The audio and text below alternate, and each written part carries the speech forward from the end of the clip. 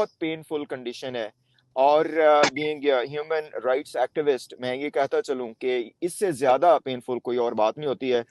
बल्कि हमारे chief guest और ह्यूमन राइट्स एक्टिविस्ट जो हैं रोशन अली अजीम साहब, वो इस चीज को अच्छी तरह समझते हैं। ये जो हम जो सीमा हैदर और गुलाम हैदर के मसले के ऊपर बात करें, ये भी इसी कॉन्सेंसस में है कि ये इनके बच्चों को मिसिंग पर्सन बना दिया गया है। गुलाम हैदर के लिए उनको इंडिया ने गायब किया हुआ है, उनको इंडिया ने उचक लिया हुआ है, उनको इंडिया ने अपने कब्जे में लिया हुआ है, एपी सिंह ने अपने कब्जे में लिया हुआ है, सीमा हैदर ने अपने कब्जे में, नाजायज कब्जे में लिया हुआ है, और गुलाम हैदर से बात तक नहीं करवा रहे। ये भी ह्यूमन राइट्स की सबसे बड़ी वायलेशन है। और मैं चाहूंगा कि रोशन भाई से इसी हवाले से बात करूं कि ये जो एपी सिंह चाहते हुए भी, मतलब उसको पता भी है कि ये वो बहुत बड़ी वायलेशन कर रहा है, बच्चों का बायोलॉजिकल बाप है, बच्चे नहीं उसने देने तो ठीक है, वो तो कानूनी कार्रवाई होगी, लेकिन इतना तो सर उसका हक बनता है ना कि बच्चों से बात करवाए।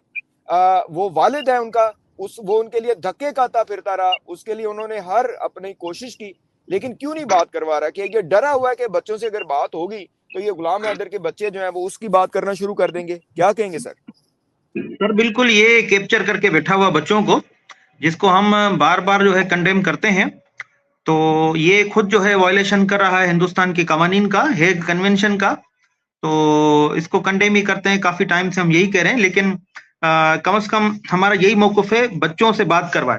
क्योंकि सीमा हैदर यहाँ से जाने से पहले सुबह शाम बच्चों से बात करवाया करती थी, और मुझे जो है अब वहां से ग्रेटर नोएडा रबूपुरा से ये पता चला है कि क्योंकि बच्चे छोटे थे, गुलाम हैदर 3 साल से सऊदी अरेबिया में था।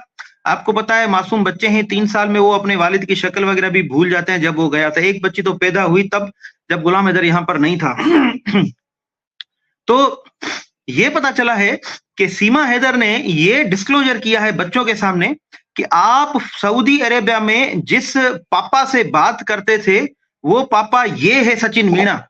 अब जो है वो सचिन मीणा को ही वो पापा समझ रहे हैं जो उनसे हर रोज फोन पर बात करता था और उनके लिए तोहफे तहाइफ वहां सऊदी अरेबिया से भेजता था, जो उम्रा वगैरह जायरीन आते थे पाकिस्तान वापस।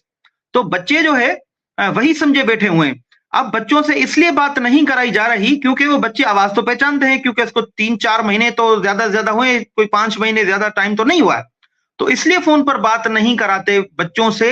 एक तो वो तो समझ जाएंगे कि इसका रियल फादर, वो जो फोन पर बात करता था गुलाम हैदर, वो तो ये, एक तो ये बात है। दूसरा, वो ये जानबूझ के उसको मेंटली टॉर्मेट में रखना चाहते हैं गुलाम हैदर को, कि ये परेशान रहे, ऊट पटांग हरकतें करे, मेंटली टारगेट में रहे, प्रोवोक होके ये अजीबोगरीब जो है वो बातें करके करे, और ये उन बातों को जो है पकड़ के फिर वो मीडिया ट्रायल शुरू करें गुलाम हैदर का, कि गुलाम हैदर जज्बात में आके ये कहता है। भाई गुलाम हैदर मेंटली टारगेट में है और उसकी ये बातें जो है आप उसको प्रोवोक करते हैं, तो ये वजह है। तो हम काफी टाइम से ये कहते हैं कि भाई आप ह्यूमन लॉज जो है, फंडामेंटल जो राइट्स हैं पाकिस्तान के, हिंदुस्तान के, और universal declaration of human rights के जो फंडामेंटल राइट्स हैं, तो आप उनकी वायलेशन कर रहे हैं। आप कम से कम बच्चों की बात कराएं, बच्चों को अपना जो है, वालिद का वो व्हाट्सएप का दौर है और ये स्काइप का दौर है और ये स्टीम यार्ड का दौर है, कम से कम आप बच्चों को उसके अपने रियल फादर के शक्ल तो दिखाएं।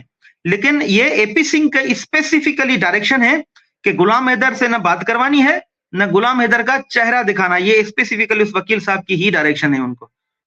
सर, तो इसका मतलब है कि बच्चों को इन्होंने 2023 में, जिसमें देखिए 2 नंबरी तरीके से इन्होंने बच्चों को वहां पे स्मगल किया और उसके बाद फिर वहां पे उनको हॉस्टेज किया हुआ है, मीडिया पे जब चाहते हैं ले आते हैं। ये मीडिया के दोस्त हमारे, स्पेसिफिकली मैं जो हमारे दोस्त हैं A to Z वाले, मनोज मस्ताना जी, उन्होंने बड़े इंटरव्यू किए हैं बच्चों के, उनकी किताबें भी दिखाई हैं। और सर ये इसका सेहरा आपके सर जाता है, आपके जो एक वेरी स्ट्रांग आपका जो एक वोकल वॉइस है उसको जाता है कि ये मजबूर हुए कि ये बताएं कि बच्चों के पास किताबें हैं और वो जो है ना एजुकेशन ले रहे हैं। तो क्या ये ऐसा कोई इंटरव्यू वो नहीं अरेंज कर सकते कि जिससे एटलीस्ट वो लाइव गुलाम हैदर के दिल को कुछ सुकून हो? क्योंकि ये तो बच्चे हॉस्टेज किए हुए इन्होंने, जो मिसिंग पर्सन्स बनाए हुए इन्होंने। क्या कहेंगे इस पे? सर ये क्रेडिट सिर्फ मुझ पर नहीं जाता है, ये क्रेडिट डॉक्टर शुजात समेत तमाम जो जर्नलिस्ट हैं, अगर वो सोशल साइट्स पर काम करते हो या मेन स्ट्रीम मीडिया पर काम करते हो, तो ये सब पर क्रेडिट जाता है, सब ने आवाज बुलंद की और आवाज बुलंद कर रहे हैं। ये डेलिबरेटली जो है ना किताबें वो दिखा के बच्चे पढ़ रहे हैं, ऐसा कुछ भी नहीं है, बच्चों को कोई नहीं पढ़ा रहा। वहां पे सीमा हैदर की ये स्टेटमेंट है, सचिन मीणा पढ़ाता है। भाई सचिन मीणा खुद ही जाहिल है, वो खुद ही पढ़ा हुआ लिखा नहीं है, वो खुद उसको पढ़ना लिखना आता ही नहीं है। आपकी वो काफी स्टेटमेंट मीडिया पर पड़ी हुई कि ये पढ़ना लिखना जानता नहीं है, ये सिर्फ वो मैसेज पढ़ना मैसेज लिखना जो कॉमन लैंग्वेज होती है उसमें ये करना जानता है, अदरवाइज इसको कुछ भी नहीं आता है। अब वो सचिन मीणा क्या बच्चों को पढ़ाएगा, आप अंदाजा खुद कर लें, जो खुद पढ़ा हुआ नहीं है, जो परचून की दुकान पर काम करता था 7,000 रुपए महीने पे, अगर इतना पढ़ा लिखा होता तो बहुत सारे वो प्राइवेट स्कूल्स हैं ग्रेटर नोएडा में, रबुपुरा में, या बहुत सारी, ग्रेटर नोएडा आपको पता है वो इंडस्ट्रियल हब है उत्तर प्रदेश का, हिंदुस्तान का, तो वहां पे जरूर कोई ना कोई इसको बड़ी बिजनेस जॉब मिलनी होती।